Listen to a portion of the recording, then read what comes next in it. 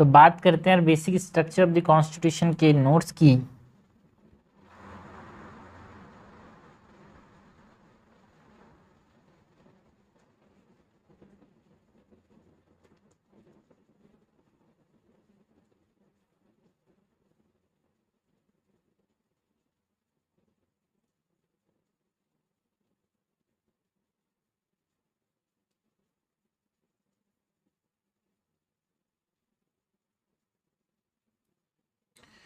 सबसे पहले तो यहाँ पे हम बात करेंगे कि फंडामेंटल जो प्रिंसिपल है ना, एंड जो फ्रेमवर्क है वो अल्टर नहीं किया जा सकता पार्लियामेंट के द्वारा। इसी को हम क्या बोलते हैं, basic structure of the constitution बोलते हैं। The fundamental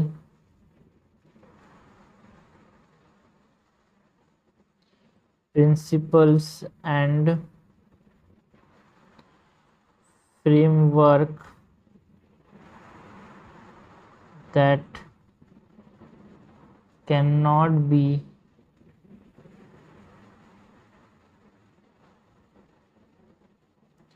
altered or amended by the parliament is called the basic structure। वो फंडामेंटल फीचर जिसको हम अमेंड नहीं कर सकते उसको हम बेसिक फीचर बोल रहे हैं, बेसिक स्ट्रक्चर बोल रहे हैं। यहाँ पे एक क्वेश्चन है भाई, इसके रिगार्डिंग यहाँ पे हम चीज़ देखने वाले हैं। Whether the word law in article 13, main चीज़ यही था, इसी के रिगार्डिंग यहाँ पे चीज़ें आगे बढ़ी थी, है ना। तो क्या पार्लियामेंट जो है कुछ भी अमेंड कर सकता है? So whether the word law जो कि डिफाइन कहाँ पे है, इन आर्टिकल 13,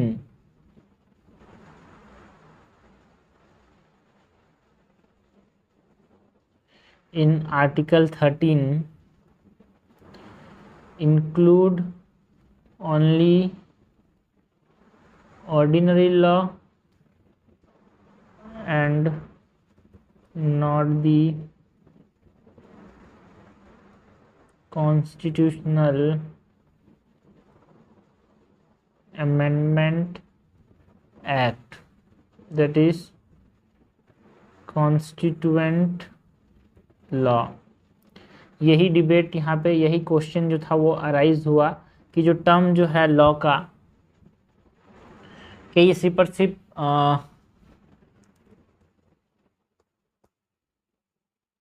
ऑर्डिनरी लॉ के अप्लाई होता है एंड इसका मतलब कॉन्स्टिट्यूशनल अमेंडमेंट नहीं होता, ठीक है।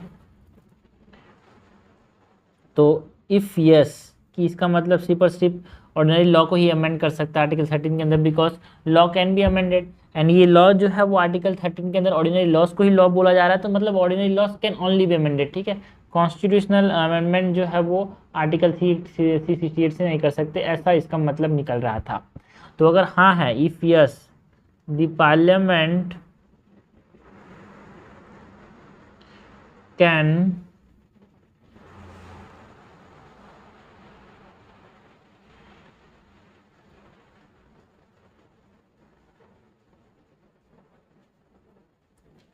abridge away any of the fundamental rights by enacting a constitutional amendment act, and such a law will be void under article 13 or not be void, है ना, will not be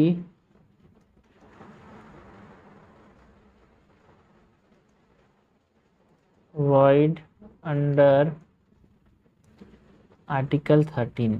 बिकॉज अगर constitutional amendment, ठीक है, इसका मतलब समझना भाई कि लॉ का मतलब, अगर क्वेश्चन है कि अगर आर्टिकल 13 में लॉ का मतलब सिर्फ और सिर्फ ऑर्डिनरी लॉज हैं, ओनली ऑर्डिनरी लॉज हैं, तो अगर हम कॉन्स्टिट्यूशनल अमेंडमेंट, अगर पार्लियामेंट क्या कर रही है, फंडामेंटल राइट्स को ले रही है, तो फंडामेंटल राइट्स जो है वो कॉन्स्टिट्यूशनल अमेंडमेंट के अंदर नहीं आएंगे भाई, ठीक है। सो क्या ये वॉइड होगा, मतलब वो नॉट वाइड, मतलब ये क्या ये आर्टिकल 13 के अंदर वाइड होगा, है ना। उसी रिगार्डिंग यहाँ पे डिबेट चला था। सिंपल सी चीज़ें समझना है भाई कि अगर आर्टिकल 13 के अंदर, आर्टिकल 13 के अंदर लॉ का मतलब, ठीक है, आर्टिकल 13 के अंदर लॉ का मतलब अगर ऑर्डिनरी लॉ है, ठीक है, अगर ऑर्डिनरी लॉ है, जो कॉन्स्टिट्यूशनल अमेंडमेंट किया जा रहा है वो इसके अंदर नहीं आएगा। अगर इसके अंदर कॉन्स्टिट्यूशनल अमेंडमेंट नहीं आएगा तो जो पार्लियामेंट जो नियम बना रही है, पार्लियामेंट जो फंडामेंटल राइट्स, जो कि कॉन्स्टिट्यूशनल अमेंडमेंट के अंदर आता है, फंडामेंटल राइट्स को अमेंड करने के लिए कॉन्स्टिट्यूशनल अमेंडमेंट करना पड़ेगा। तो जो फंडामेंटल राइट्स को यहाँ पे इनैक्ट कर रही है ना, ब्रिज कर रही है फंडामेंटल राइट्स को। For example right to property को अगर छीन ली, है ना, शुरुआत में यही हुआ था, राइट टू प्रॉपर्टी के रिगार्डिंग यहाँ पे बहस चली थी, तो क्या ये वॉइड नहीं होगा, है ना, मतलब वॉइड होगा कि नहीं होगा, वॉइड नहीं होगा, नॉट वॉइड, ठीक है। नॉट वाइड मतलब वाइड, क्या हम लोग ये क्वेश्चन पूछ रहे हैं क्या वो वाइड होगा, ठीक है। तो उसी रिगार्डिंग यहाँ पे डिस्कशन चला था। तो शंकरी प्रसाद केस में क्या बोला सुप्रीम कोर्ट ने, ये देखते हैं यार। सबसे पहले जो केस है वो है शंकरी प्रसाद केस ऑफ 1951, ठीक है। इस केस में क्या हुआ, आर्टिकल 368 इज नॉट, है ना, हमारे पास article 368 is not a law, ठीक है, fundamental right can be amended, ऐसा बोला गया। आर्टिकल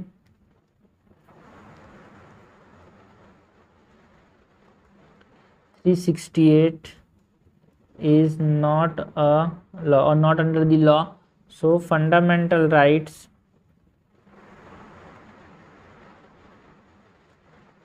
can be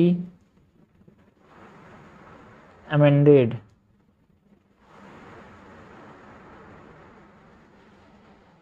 नाउ इसके बाद जो केस आता है वो कौन सा केस आता है भाई, गोलकनाथ केस, ठीक है। इसके बाद जो केस आ रहा है वो कौन सा केस आया, Golaknath case.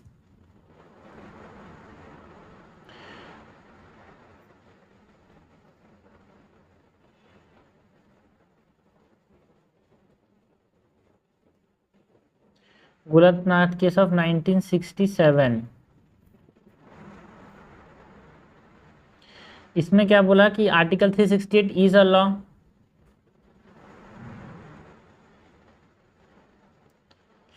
And fundamental right can not, not a law बोल रहा है। तो अगर आर्टिकल 368 एक लॉ के अंदर नहीं आ रहा है तो fundamental right can be amended ऐसा बोला जा रहा है। बट गोलकनाथ केस में क्या बोला, आर्टिकल 368 एक लॉ है, आर्टिकल 368 एक लॉ है,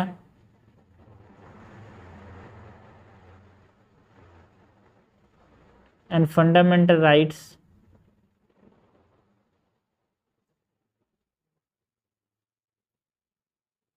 कैन नॉट बी अमेंडेड, मतलब they are outside term of law. Fundamental right मतलब जो कॉन्स्टिट्यूशनल अमेंडमेंट है वो लॉ के अंदर नहीं है, इस प्रकार से इसका मतलब है भाई। क्लियर रखना, आर्टिकल 368 इज, अगर लॉ नहीं है तो फंडामेंटल राइट्स को अमेंड कर सकते हैं, एंड आर्टिकल 368 लॉ है तो फंडामेंटल राइट्स को अमेंड नहीं कर सकते। गोलकनाथ केस के बाद यहाँ पे हमारे पास जो जजमेंट नेक्स्ट जो केस है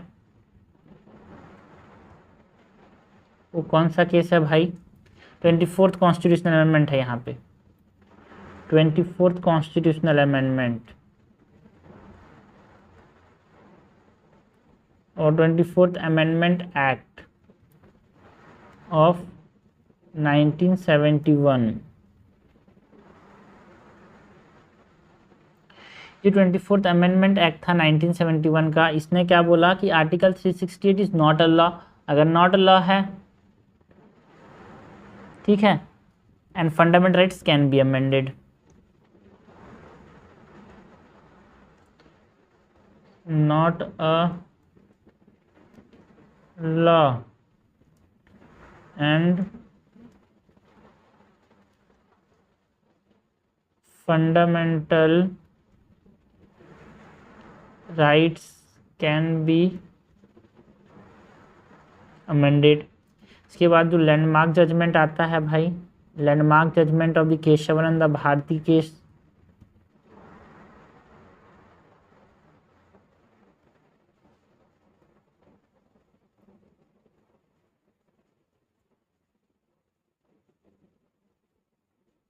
ये कब हुआ था? 1973 में। तो केशवानंद भारती केस में क्या बोला गया? Article 368 is not a law and fundamental rights can be amended but not on the owners which form a part of the basic structure. ठीक है, उस चीज़ को अमेंड नहीं कर सकते जो कि बेसिक स्ट्रक्चर का पार्ट बना रहे हैं।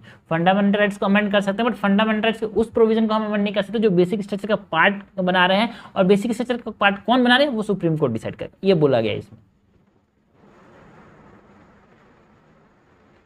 Fundamental rights can be amended, but याद रखना सबसे इंपॉर्टेंट चीज़ है गोलकनाथ। गोलकनाथ में क्या बोला गया? Fundamental rights can not be amended, ये बोला गया। बाकी सर जगह क्या बोला जा रहा है? It can be amended, it can be amended, it can be amended. बस गोलकनाथ ने बोला कि fundamental rights can not be amended. Okay,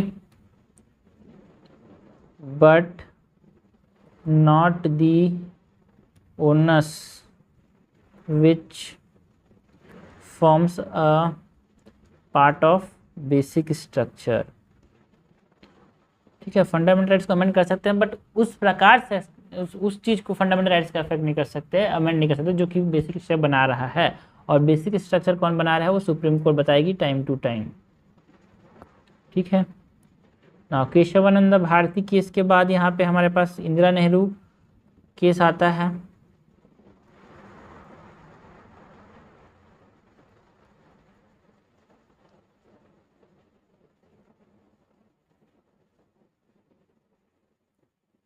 इसमें क्या बोला गया इंदिरा नेहरू केस में? जो 1975 में हुआ था।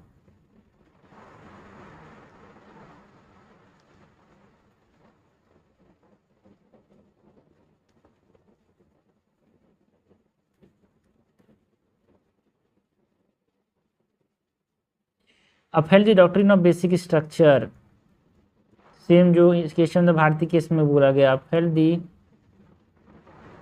Doctrine of basic structure. Next जो हुआ वो कौन सा अमेंडमेंट था भाई यहाँ पे?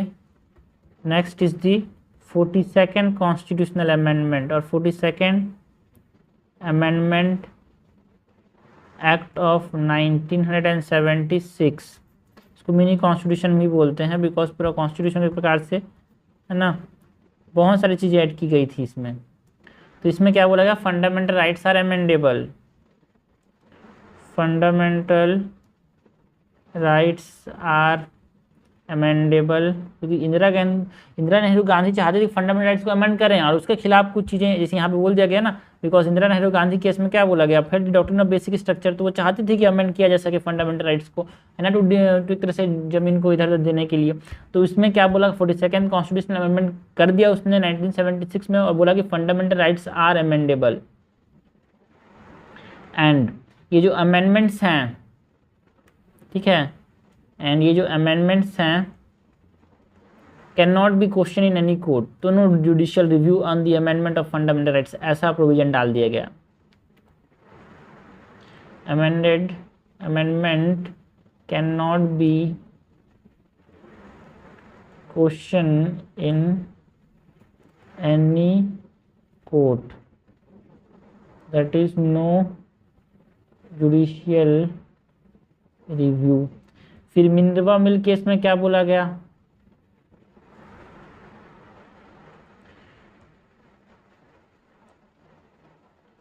जो मिनर्वा मिल केस है 1980 में,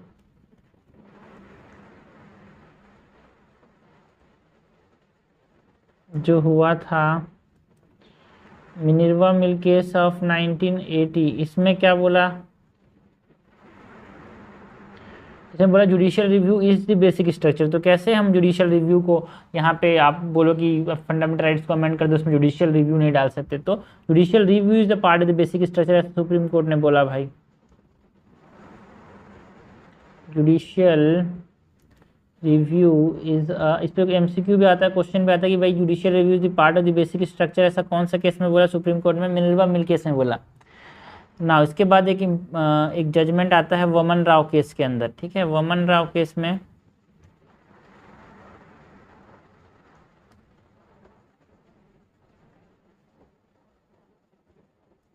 ये कब हुआ भाई? 1981 में। इसमें क्या बोला? Upheld the basic structure applied to all the constitutional amendment after article, मतलब आफ्टर 24 अप्रैल 1973। इसने जो डेट डिसाइड किया कि कब से, है ना, बेसिक स्ट्रक्चर लागू होगा।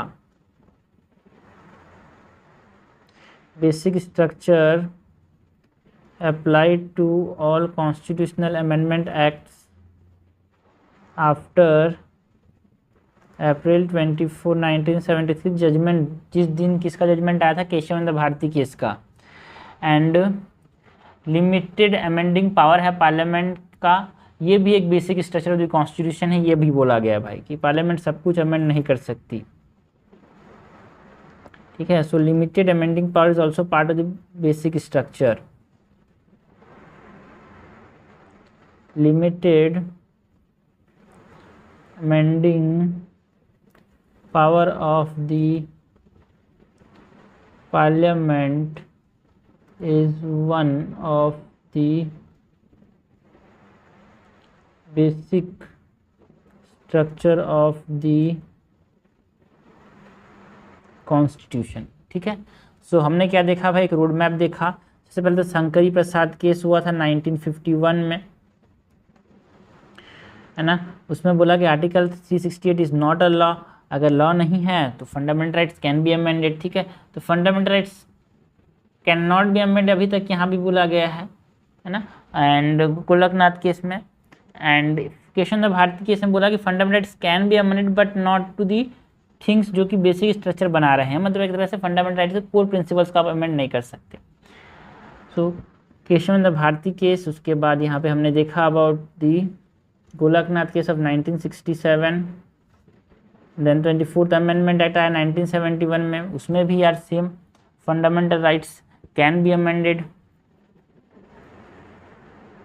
फिर landmark judgment of Kesavananda Bharati case, इसमें बोला कि ठीक है फंडामेंटल राइट्स को अमेंड कर सकते हो बट उस चीज़ को, उस प्रोविजंस ऑफ फंडामेंटल राइट्स को अमेंड नहीं कर सकते जो कि बेसिक स्ट्रक्चर बना रहा है। और बेसिक स्ट्रक्चर कौन सा प्रोविजन बना रहा है वो कौन बताएगा? सुप्रीम कोर्ट टाइम टाइम बताएगा।